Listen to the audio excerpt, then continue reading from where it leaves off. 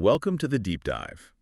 Today, we've got this really fascinating stack of sources. It's like a global blueprint stretching across centuries, really, showing how ultimate power works. Yeah, it really is. Our mission is pretty direct. Yeah. Cut through the usual noise, the myths, and just analyze how some of the world's most, well, ambitious and often controversial figures take pure financial might and turn it into real, undeniable public, political, and social control. We're basically looking at the playbook they use. Exactly. And it's not just about being a successful entrepreneur, is it? No, not at all. Our theme today is really about that fusion, massive personal wealth, unchecked ambition, and, institutional power. Right. So this dive, it involves looking at all sorts of figures. You've got the early American industrial guys like Carnegie and Rockefeller. The classics. Yeah, then modern tech titans, finance people, media moguls, even those powerful Asian business godfathers. We're trying to pull out the common threads, How does a personal fortune become this lever, this tool, where one person or maybe one family goes beyond just commerce? And starts actively reshaping governments, institutions, even global policy sometimes. That's it. They transcend business. And the sources we have cover so much ground. Intense, almost cult-like pressure inside tech companies. Yeah, the Bezos Nutters example. Exactly. Then you've got these deliberately hidden Wall Street partnership accounts and even like 19th century tycoons directly intervening in politics. That's all there. So get ready to see how private profit, again and again, seems to lean to this breakdown of the lines between business and the state. A systematic erosion, really. Let's unpack this playbook. Where do we start? Maybe with the sheer audacity needed to even begin building these empires. Right, because to understand how they get political power, you first got to grasp the mindset behind the wealth creation. It's fanatical, almost. Pathological, maybe. It's driven by constant motion, isn't it? A total intolerance for just standing still. Absolutely. It's like perpetual paranoia. Ray Kroc, the McDonald's guy, he really captured this. Oh, the quote about being green. Yeah, that's the one. The sources always bring it up because it's so defining. As long as you're green, you're growing. As soon as you're ripe, you start to rot. Which sounds less like advice for healthy growth and more like a command. Relentless expansion or die. Exactly. Yeah. Any pause, any stability is seen as the start of decay. It's a mandate. And that kind of pressure, that relentless drive, it doesn't just stay with the leader, does it? It gets pushed down. Oh, absolutely. It shapes the whole internal culture, especially in tech. Look at Jeff Bezos. Right. Publicly, he is all confidence, right? Genius. But internally, the sources talk about extreme pressure. He apparently once said, physically, I'm a chicken. Mentally, I'm bold. Right. But employees had their own term for his outbursts, didn't they? The nutters, yeah. These sort of melodramatic temper tantrums. It really highlights the psychological cost, the insane demands these leaders place on people. It does. And that competitiveness, it's just ingrained. Sometimes it comes out in almost childish ways, but they're revealing. Like the Microsoft guys. Gates and Allen? Yeah, back in the early days, before they were titans, they apparently used to have these regular high-stakes driving contests. Seriously, just racing each other. Yeah, pushing their cars to the limit just to see who'd get to some spot in Albuquerque first. Wow. And Gates took that exact same intensity into business. He had this fierce rivalry with Mitch Kapor at Lotus. Even when Lotus was bigger at the time, revenue-wise. Exactly. That's the point. It wasn't just about the current numbers. It was about winning the contest, the subjective victory. So that's the overt conflict. But then you have the earlier guys who were maybe more subtle or deceptive. Masters of strategic denial, I'd say. Look at Cornelius Vanderbilt. The Commodore. Right. Engaged in absolutely brutal fights over shipping, railroads, huge stakes. But publicly, he insisted he kept himself entirely aloof from all contest and competition. Which was not true. Not at all. The sources show that right after saying things like that, his actions would trigger what everyone else called a war with his rivals. So denying the conflict was part of the strategy. Totally. It's a tactic. Disarm your opponent, maybe make them complacent while you're fully engaged in trying to crush them. Calculated denial. Okay, so that's the mindset. But the power comes from the capital. How is that structured, especially back then? It wasn't like having billions in the bank today, right? No, very different. Especially in the Gilded Age, late 19th century. Control over physical stuff was key. Infrastructure. Exactly. Take Andrew Carnegie. Huge net worth in 1890, over $14.8 million, which was massive then. Right. But here's the detail our analysis shows. Over 90% of that fortune was illiquid. Meaning he couldn't just sell it off? Right. It was tied up in stocks he couldn't easily trade, bonds, complex partnership interests. His power wasn't cash flow. It was his control over the steel mills, the whole production process. Vertical integration? Control, not liquidity. That was the source of his leverage, including political leverage. And then there's Rockefeller. Standard Oil. He had a different approach to projecting power, didn't he? More collective. Yeah, he perfected projecting organizational strength over his own ego, which, ironically, probably amplified his control. Oh, no. He deliberately used the first-person plural. We, always we, when talking about Standard Oil. Like, we ought to do this. Exactly. He'd say, don't say that I ought to do this or that. We ought to do it. Never forget that we are partners. Whatever is done is for the general good of us all. But he was the one calling the shots. Absolutely. He was the single titanic figure behind it all. But framing it as we was brilliant PR. It created this illusion of a democratic partnership while he consolidated total authority. Genius, in a way. Okay, fast forward a bit. How did hiding or managing that wealth change, especially with high finance? Oh, it got way more sophisticated. Right. Late 20th century, Wall Street. Michael Milken is the key figure here. Drexel Burnham Lambert. Junk bonds. Right. They were structuring these massive leveraged buyouts. One example in the sources is a deal at $40 a share, about $410 million total. Milken himself was making absolutely astronomical profits from this. And hiding it. Deliberately. The true extent of his personal gains, the sources show, was carefully concealed, shielded from public view, even from parts of his own company in these very protected partnership accounts. Like Otter Creek, what were those? Yeah, Otter Creek is a specific example mentioned. These accounts were mechanisms for loyalty and secret profit sharing. Secret, how? Participation was often restricted just to Milken's absolute inner circle, his closest guys in Beverly Hills. So it let him build this core group, reward their loyalty, and keep their collaboration often on deals that were, let's say, pushing legal boundary totally under wraps. So the capital accumulation itself was built on secrecy. Amplified by opacity, yeah. Protected by this small, trusted group. It shows how the structure of wealth isn't just for growth, it's designed for insulation, too. Which brings us to maybe the most audacious strategy we've seen. Deliberately killing your own product. Purdue Pharma. The Sacklers, yeah. The OxyContin strategy was radical. It really shows the extreme risk tolerance these people can have. They already had MS Cotton, right? Yeah. A successful opioid. Yes, successful, less potent. But Richard Sackler decided, against all normal business sense, to market the new, highly addictive OxyContin against MS Cotton. He actually said they wanted to. Obsolete our own product. Those were the words. They chose to basically cannibalize their existing success for a complete aggressive market takeover. Prioritizing total dominance over existing revenue. Exactly. Exponential future growth was the goal, whatever the cost. And obviously we know the devastating public health consequences now. And the Sacklers weren't just hands-off owners letting this happen, were they? The sources point to intense micromanagement. Absolute control. There are emails detailed where Richard Sackler is grilling marketing staff, demanding super specific data from someone, even when the employee was out of the office on a Sunday. And when this stuff came out later, his lawyers tried to play it down like, oh, that's just a perfectly appropriate email from a director. But prosecutors saw it differently. Yeah, in Massachusetts, they argued it painted a picture of Richard Sackler as an insensitive taskmaster. It showed the family didn't just own the company, they ran it, down to the tiny details of sales targets and employee performance. That total operational control was necessary to push through such a risky strategy so fast. Precisely. That concentration of power enabled the whole thing. Okay, so the empire's built, the capital is controlled, often secretly. What's the next phase in this playbook? Merging with the state. That's the critical jump, yeah, where the tycoon stops just, lobbying the government and starts almost becoming the government, or at least acting directly on its behalf. They blur the lines completely. Exactly. And you see surprisingly similar patterns in really different places, especially where cronyism can take hold. Southeast Asia is a key example. Indonesia under Suharto. Right, a highly centralized system. Suharto often felt politically vulnerable, apparently. So he didn't rely on the established indigenous businessmen, the Prabumi.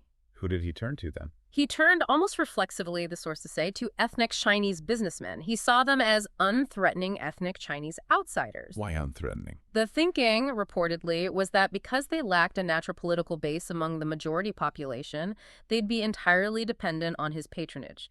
Therefore, totally loyal. So figures like Liam Seolang. Yeah, went from being a relatively small-time trader to a national magnate. Suharto trusted them more than the potentially ambitious Prabhumi elites. It was a strategic move by the state. Empower proxies, you can control. And we see that same pattern elsewhere, relying on proxies for loyalty. Absolutely. Look at the Philippines under Ferdinand Marcos. After he declared martial law in '72, he did something similar. Bypassed the old money, the traditional Spanish and Chinese mestizo families. And elevated new people. Yeah, new figures who were totally dependent on him. Lucio Tan is the classic case. First-gen immigrant, started as a janitor. Wow. But with Marcos's direct backing, becomes the country's top tobacco vendor. So it's a clear trade. Undeniable. Absolute loyalty and political dependence in exchange for huge contracts, protection from competition, basically monopoly control. Okay, let's bring it to a more modern and maybe even more expensive example. Russia under Putin. Yeah, the scale there is just immense. The relationship between Putin and someone like Arkady Rotenberg, his longtime associate, shows this perfectly. Personal trust translating directly into state finances. We're talking about the Sochi Olympics contract. Exactly. Rotenberg got a massive number of contracts for the 2014 Games. 21 contracts worth nearly $7 billion. $7 billion. Yeah. Just put that in perspective, Fred. Hey, get this. That $7 billion for just one associate's companies was roughly equivalent to the entire official cost of the 2010 Vancouver Winter Olympics. The whole games. The whole games. So this wasn't just a few favors. This was a phenomenal transfer of state wealth, showing how political trust equals economic hyperprivilege.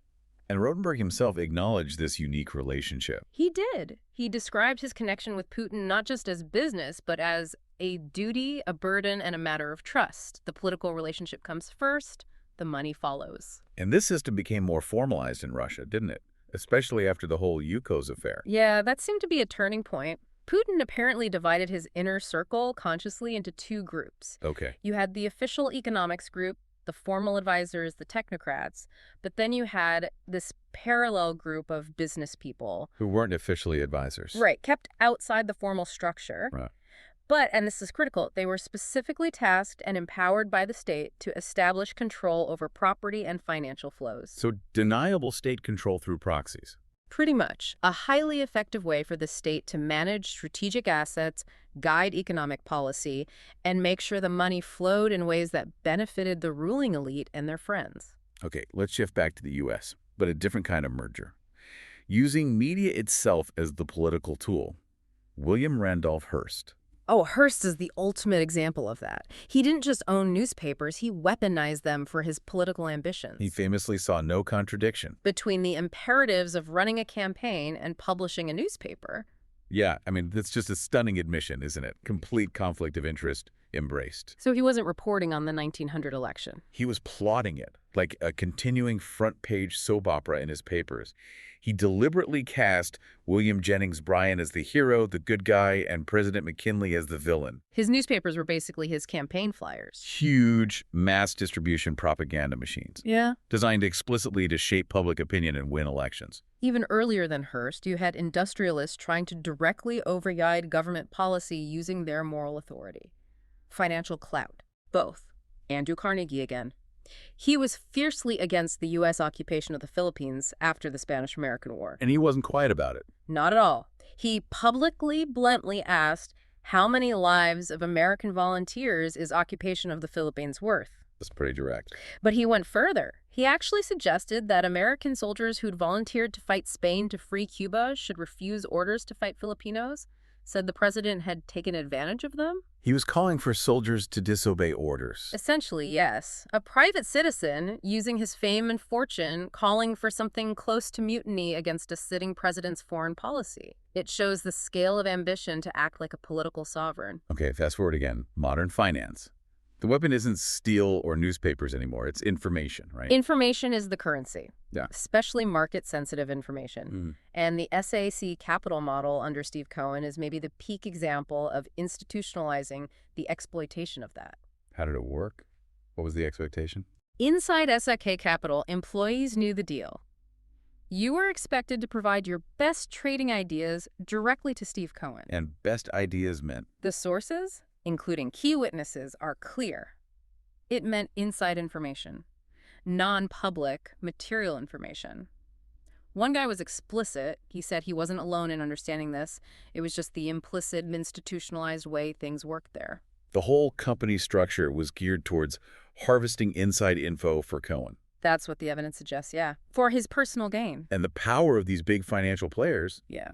it could actually intimidate the regulators, the SEC. That's a critical point about how these boundaries erode. When the SEC staff attorneys were trying to build a case against Cohen, the sources say they were in despair. Despair? Why? Because Cohen's legal team, top-tier expensive lawyers, were apparently so effective at poking holes, raising technicalities, that the SEC leadership was getting nervous, thinking maybe the case was too weak to win against such a powerhouse defense. So the lawyers almost won just by being intimidating. It seemed that way.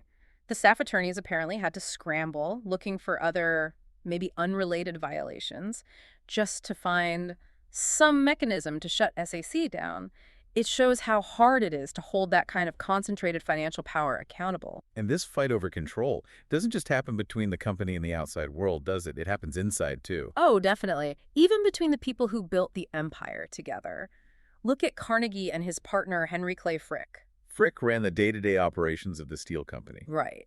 And he apparently really chafed under Carnegie's control, feeling Carnegie was condescending and ruling from afar.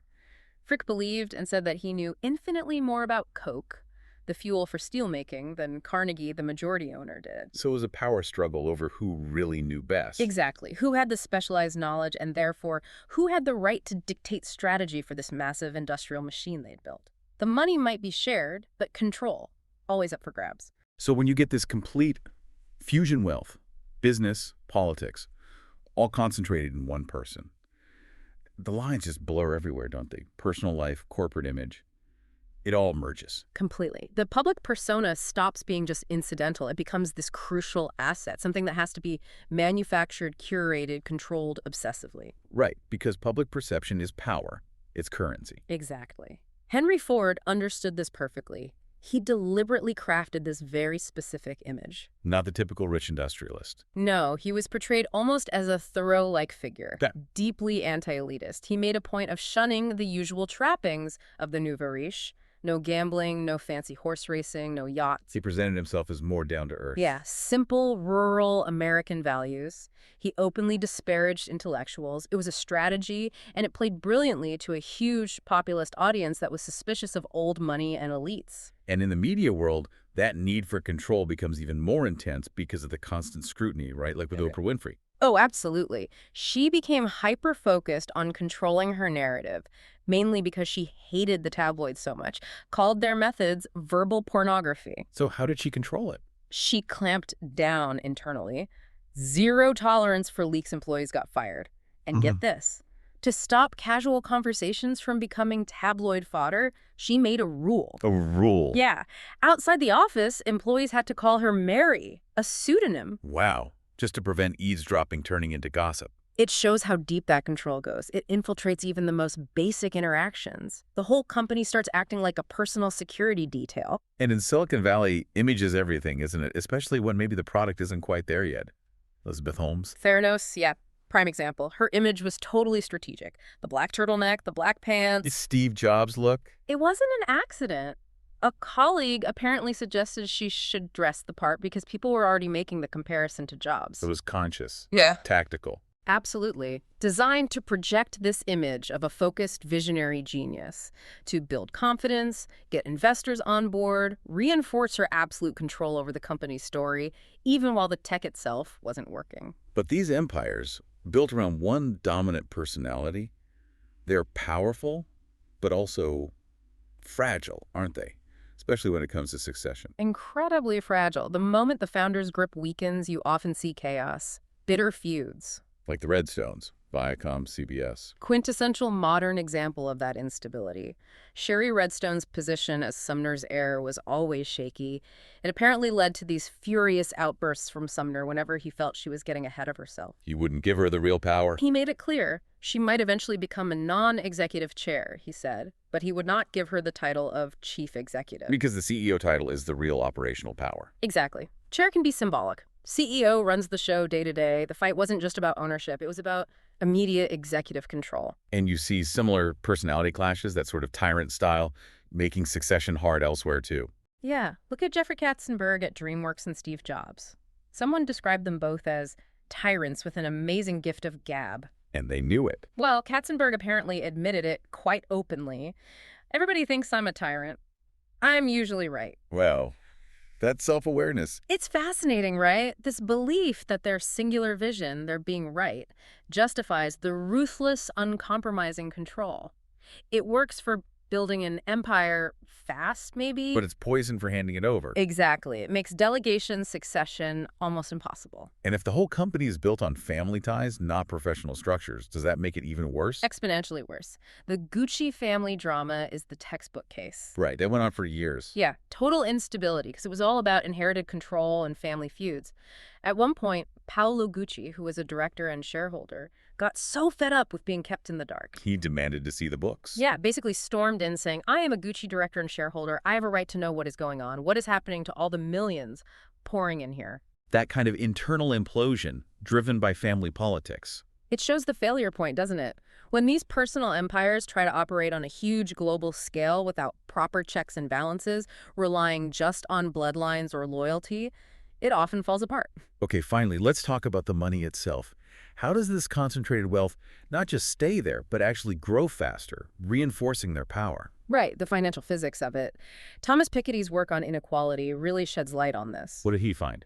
He noted that the huge recent jump in inequality isn't just from investments, it's largely from an unprecedented explosion of very elevated incomes from labor. Meaning huge salaries for top executives. Exactly. Paychecks.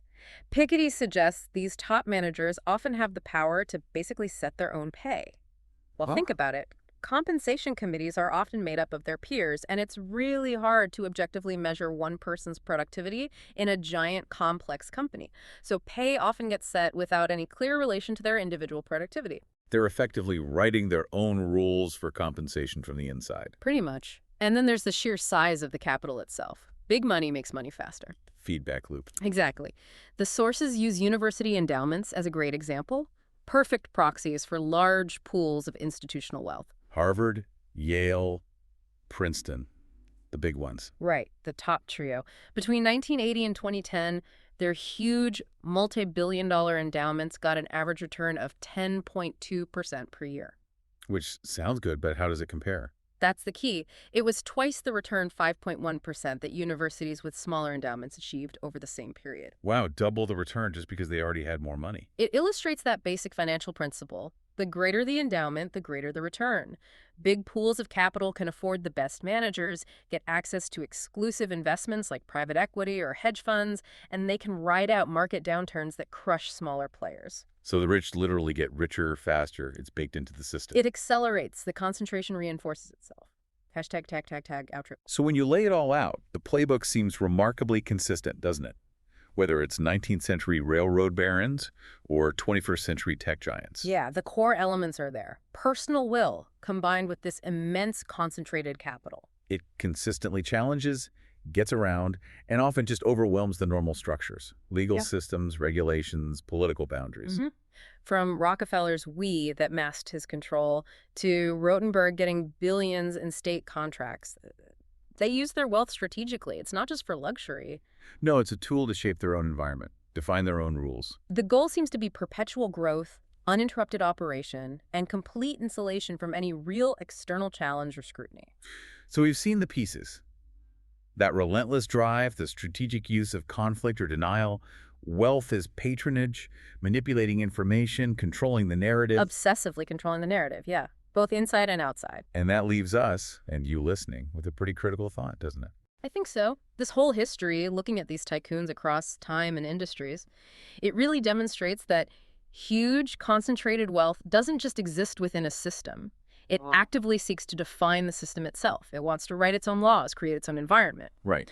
So if we agree that knowledge is power, as we touched on, what happens next? What happens when the very people and institutions commanding the highest returns on capital, the ones benefiting most from how things are set up, Are also the ones influencing or even directly writing the economic and social rules for everyone else. Exactly. How does today's global landscape reflect that centuries-old pattern? Where does legitimate business end, and where does the power to define reality itself begin? Something to think about.